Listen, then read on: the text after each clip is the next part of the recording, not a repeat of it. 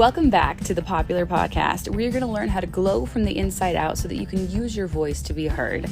Today is going to be a short mini-sode because I have these quirky ideas that I want to share, and I think that they could be really deep and insightful. So let's dive in. Hello, everybody. Welcome to another mini-sode of the Popular Podcast. Today I don't know, maybe this is a really deep mini-sode idea for you today that it's just really struck me because I started reading a new book, and I think I get a lot of my ideas from minisodes from the content I'm reading. So if you are a fellow podcaster or content creator, I totally encourage you to read a lot of things because it will help you to come up with your content. So excuse me while I scroll to my page that has my notes on it for this. I started reading this book called The Soul of Money by Lynn Twist. And I'm actually not even done with it. I'm about halfway through it. And what's amazing about the concept of this book is that she didn't sit down and write a book. She was giving lectures that they then turned into a book, which means that as I'm listening to the audiobook for this, I find it really fascinating that I'm enjoying it a lot more than I often enjoy audiobooks because she's not reading something that was written. She's just talking. So it's a lot more natural and free-flowing. Anyways, the concept that she presents at part of this book is just kind of mind-blowing and life-changing. And I want to share it with you because I think that everybody should know this.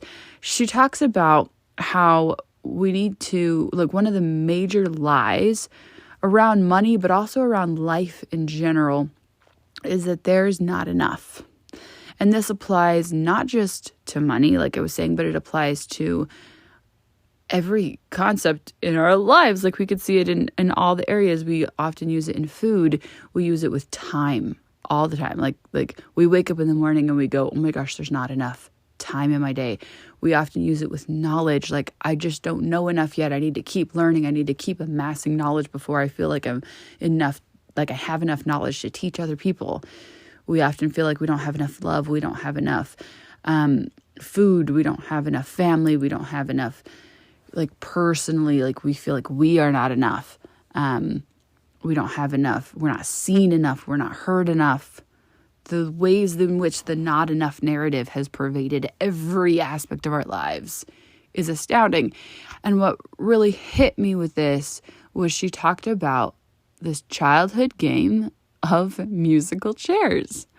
Now, if you are my kids, and my kids are now 14, 13, and 10, they are aware of what musical chairs is, but they didn't have a childhood where they played it a lot. They've maybe played it once, but it wasn't they know what it is, but it's not something that really pervaded their childhood.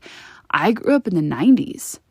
So I played that game at every childhood party. We played it at Christmas parties, we played it at birthday parties, we played it at family events. It was a staple of my childhood.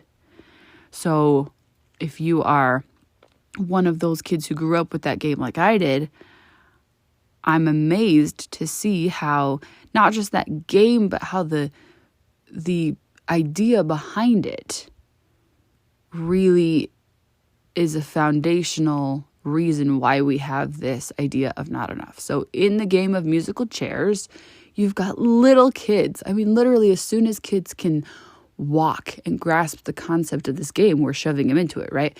Circle of chairs. There are too many kids for the number of chairs that are set out, and you have them walk around in a circle, right, to the music. And then when the music stops, everyone's fighting to get a seat.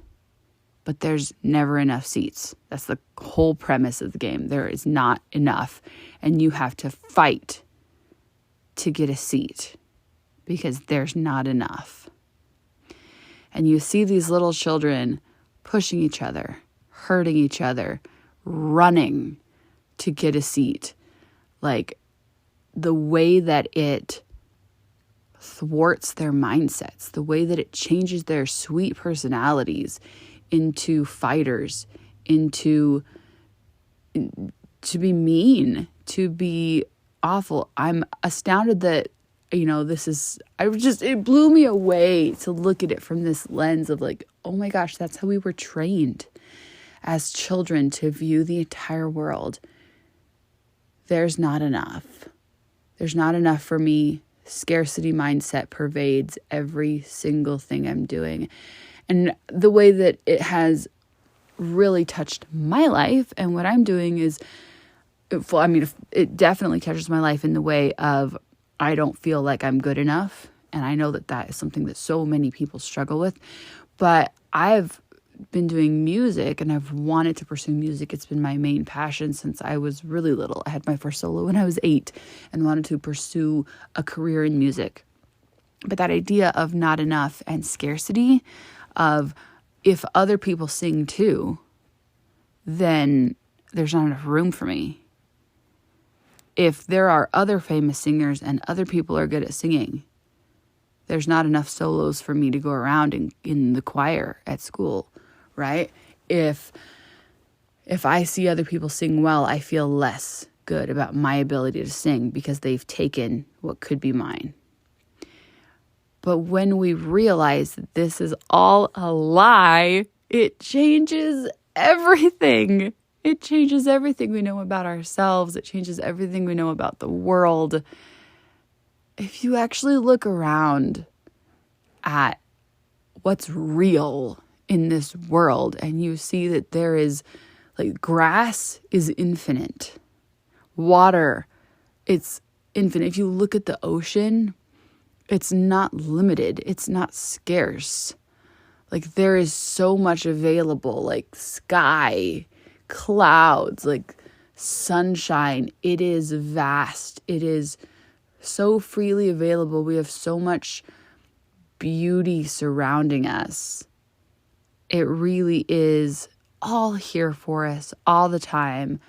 We just have to be willing to receive it. It is truly just a mindset of us choosing to perceive that there's not enough and cutting ourselves off from it. And from this musical lens, there are gajillions of people in this world, and my own unique, sound and brand of music is going to resonate with certain people and not with others. And my decision that I don't fit the box that some people do, and so that means I'm not good enough, so that means I don't try, is only hurting myself. And so my point in sharing this is that I want you to fit this narrative with music into whatever it is that you are doing, that you feel like maybe there's not room for you. There's room for all of us to succeed. That's the underlying message here. There is room for everybody to succeed. Scarcity mindset is a lie. And you have to look for that truth you have to look for evidence of it in all parts of your life, in all parts of the world. But if you look for the evidence of it, you will be able to find it. You'll be able to see it, but you have to look for it first. So that's my message for you today, is that scarcity is a lie. It's a lie we've been taught since we were kids. And why were we taught this lie? Because that's what the people who taught it to us, they thought it was true. And they were trying to help us by passing it on. They didn't know that it wasn't true. And so the best thing that we can do for our kids is to understand that expansive beauty of, oh, actually there's plenty. Actually, there's plenty for all of us. We just have to choose that perspective and then pass it on. Thank you for joining us for another episode of Popular, your key to magnetic confidence. If you enjoyed today's show, please subscribe, leave a comment, and share it with a friend, someone who needs to know how much their voice matters. For more information on booking private sessions with me, as well as my available courses, check out caroldegarrison.com. Remember, when you know your true value, you glow from the inside out. Tune in next week for another reminder of just how amazing you really are.